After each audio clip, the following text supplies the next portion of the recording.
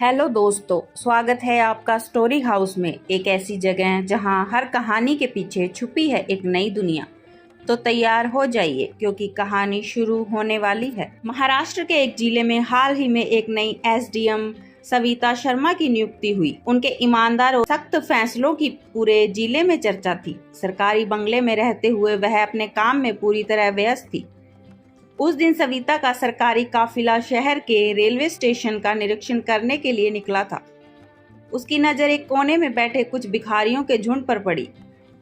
गंदे फटे कपड़ों में जिंदगी से निराश लोग, जिनकी आंखों में कोई उम्मीद नहीं थी। अचानक उनकी निगाह एक दुबले पतले आदमी पर रुकी।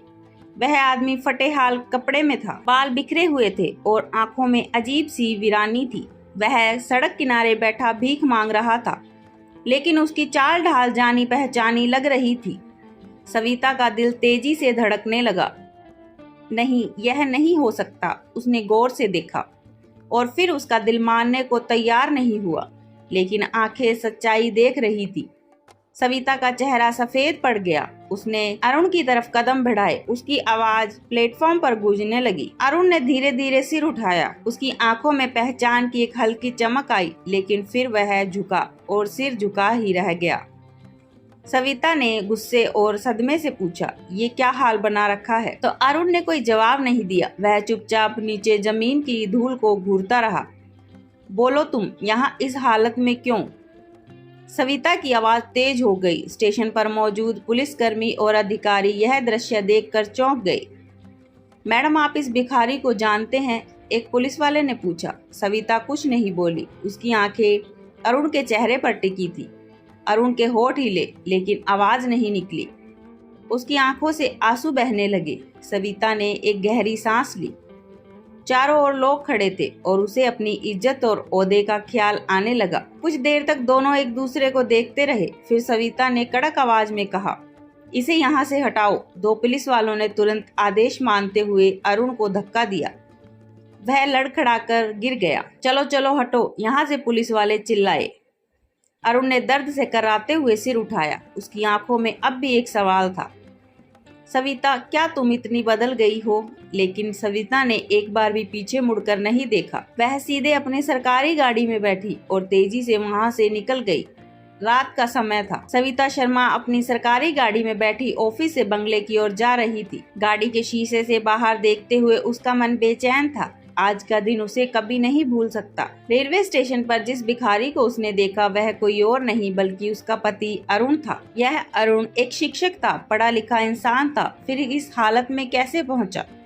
उसका दिमाग सवालों से घिर गया था। जब बंगले पहुंची तो उसके अंदर एक अजीब हलचल थी। उसने अपने ड्राइवर और गार्ड को छुट्टी दे दी और अकेले अपने कमरे में चली गई।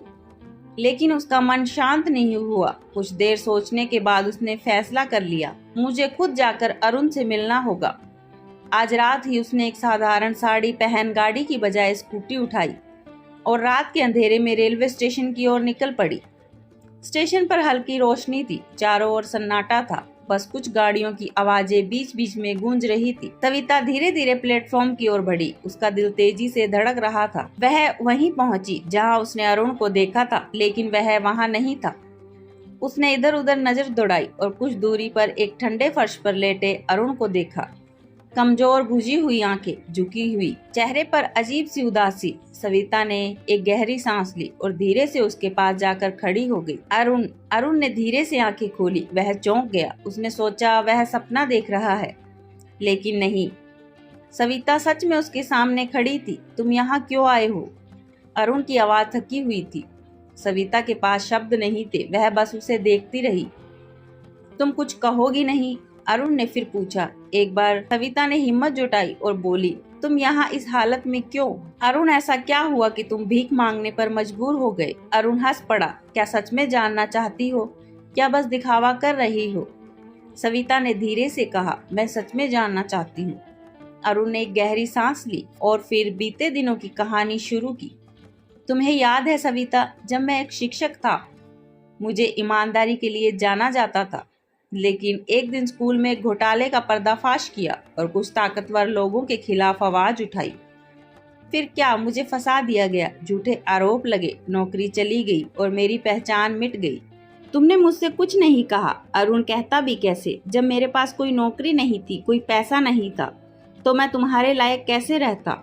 तुम एक एसडीएम बनने वाली थी और मैं बेरोजगार, तो तुम मुझे छोड़कर चले गए। अरुण ने गहरी नजरों से सविता की ओर देखा, कहा नहीं, तुमने मुझे छोड़ दिया। सविता चौंक गई, क्या मतलब? जब मैं सबसे बुरी हालत में था, जब मुझे सबसे ज्यादा तुम्हारी जरूरत थी, तब तुमने मेरी तरफ देखा तक नहीं। मैंने कई बार कोशिश की तुमसे मिलने की, लेकिन तुम्हारे बंगले के गार्ड ने मुझे भगा दिया। और आज जब मैंने तुम्हें स्टेशन पर देखा तो तुमने क्या किया? पुलिस वालों से मुझे हटाने के लिए कह दिया। सविता का दिल बैठ गया। मुझे सच में नहीं पता था कि तुम इतनी तकलीफ में थे। अरुण ने सिर झुका लिया। अब सब बदल गया है सविता, तुम एसडीएम हो और मैं सिर्फ एक भिखारी। सुनीता की आंखों में आंसू आ गए। अरुण, अगर मैं तुमसे कहूँ कि मैं तुम्हारी मदद करना चाहती हूँ, क्या तुम एक बार फिर से खड़े होगे?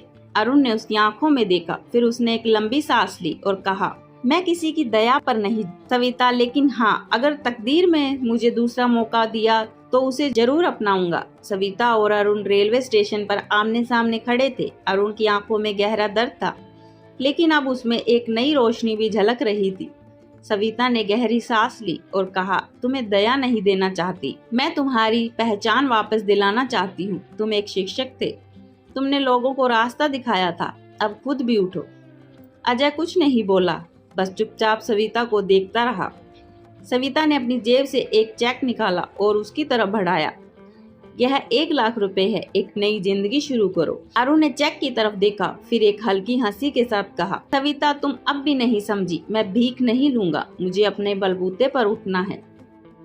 सविता थोड़ी निराश हुई, लेकिन अरुण की आंखों में जिद थी। अगर तुम मेरी मदद नहीं लोगे तो क्या करोगे? अरुण ने मुस्कुराकर कहा, मैं अपने तरीके से लड़ूंगा, बिना किसी के सहारे के। अरुण ने उसी रात फैसला कर लिया था कि वह अपनी जिंदगी फिर से शुरू करेगा। अपने रेलवे स्टेशन छोड़ दिया और एक पुराने दोस्त की मदद से एक किताबों की दुकान में काम करने लगा। वह दिन भर दुकान संभालता और रात को पढ़ाई करता। उसकी जिंदगी में संघर्ष कम नहीं थे, लेकिन अब उसके पास एक मकसद था। कुछ महीनों बाद अरुण ने अपनी पुरानी योग्यता के आधार पर एक स्कूल में शिक्षक की नौकरी पाई। धीरे धीरे उसकी मेहनत रंग लाने लगी। अब अरुण एक सम्मानित शिक्षक बन चुका था। उसकी पहचान लौट आई थी, लोग उसकी इज्जत करने लगे थे। एक दिन शहर में एक बड़े शिक्षा सम्मेलन का आयोजन हुआ। सविता मुख्य अतिथि थी और वहां की बड़ी हस्तियों के साथ मंच पर बैठी थी। हमारे शहर के एक सम्मानित शिक्षक, उन्होंने अपनी मेहनत से खुद को फिर से खड़ा किया। स्वागत कीजिए अरुण शर्मा। सविता की आंखें खुल गई। अरुण अब मंच पर खड़ा था, पूरे आत्मविश्वास के साथ। जब अरुण ने भाषण देना शुरू किया तो उसकी आवाज पूरे हॉल में गूंज उठी। जीवन में हार वही मानता है जो अपने संघर्ष से भाग जाता है। तकदीर चाहे जितनी परीक्षा ले, अगर इंसान खुद पर भरोसा रखे तो वह किसी भी हालात से ऊपर उठ सकता है। सविता की आंखें नम हो गई। उसे एहसास हुआ कि अजय अब उससे भी ऊंचा उठ चुका था। जब कार्यक्रम खत्म हुआ तो सविता धीरे से उसके पास आई और मुस्कुरा कर कहा, मुझे तुम पर गर्व है। दोस्तों, तो ये थी आज की कहानी। कैसी लगी अपने विचार जरूर बताएं, और अगर आपको कहानी पसंद आई तो लाइक, शेयर और स्टोरी हाउस को सब्सक्राइब करना ना भूलें। अगली कहानी में फिर मिलेंगे, एक नए मोड़, एक नए राज के साथ। तब तक के लिए अपना ख्याल रखिए और कहानियों से जुड़े रहिए। धन्यवाद।